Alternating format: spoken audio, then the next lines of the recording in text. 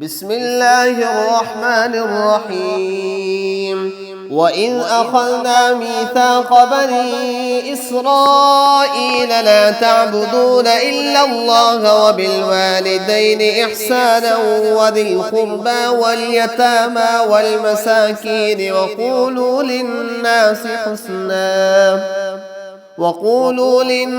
حسنا وأقيموا الصلاة وآتوا الزكاة ثم توليتم إلا قليلا منكم وأنتم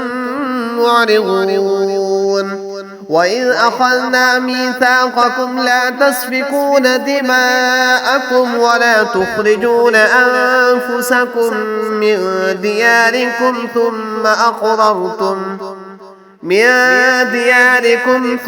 أقررتم وأنتم تشهدون ثم أنتم هؤلاء تقتلون أنفسكم وتخرجون فريقا منكم من ديارهم تظاهرون عليهم بالإثم والعدوان وإن يأتوكم أسارى تفادوهم وهو محرم عليكم إخراجهم أفتؤمنون ببعض الكتاب وتكفرون ببعض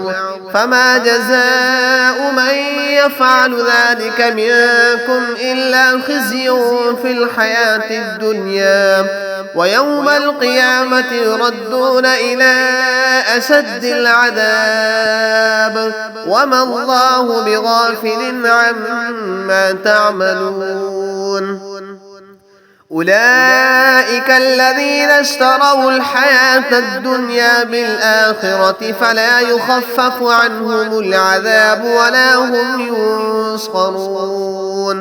ولقد آتينا موسى الكتاب وقفينا من بعده بالرسل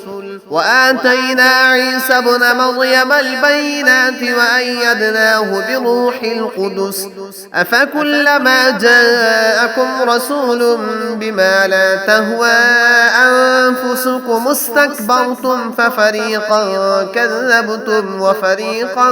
تقتلون وقالوا قلوبنا غلف بل لعنهم الله بكفرهم فقليلا ما يؤمنون ولما جاءهم كتاب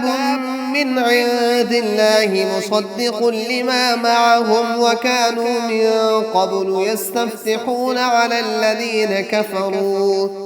فلما جاءهم ما عرفوا كفروا به فلعنة الله على الكافرين بئس ما اشتروا به أنفسهم أن يكفروا بما أنزل الله بغيا أن ينزل الله من فضله على من يشاء من عباده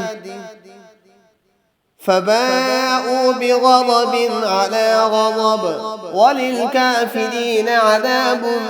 مهين وإذا قيل لهم آمنوا بما أنزل الله قالوا نؤمن بما أنزل علينا ويكفرون بما براءه وهو الحق مصدقا لما معهم قل فلم تقتلون أنبياء الله من قبل إن كنتم مؤمنين ولقد جاءكم موسى بالبينات ثم اتخذتم العجل من بعده وأنتم ظالمون وإذ أخذنا ميثاقكم ورفعنا فوقكم الطور خذوا ما آتيناكم بقوة واسمعوا قالوا سمعنا وعصينا وأشربوا في قلوبهم العجل بكفرهم قل بئس ما يأمركم به إيمانكم إن كنتم مؤمنين قل إن كانت لكم الدار الآخرة عند الله خالصة من دون الناس فتمنوا الموت إن كنتم صادقين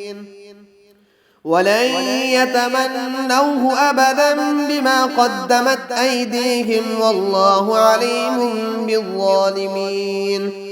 ولتجدنهم أحرص الناس على حياة ومن الذين أشركوا يود أحدهم لو يعمر 1000 سنة وما هو بمزحزحه من العذاب أن يعمر والله بصير بما يعملون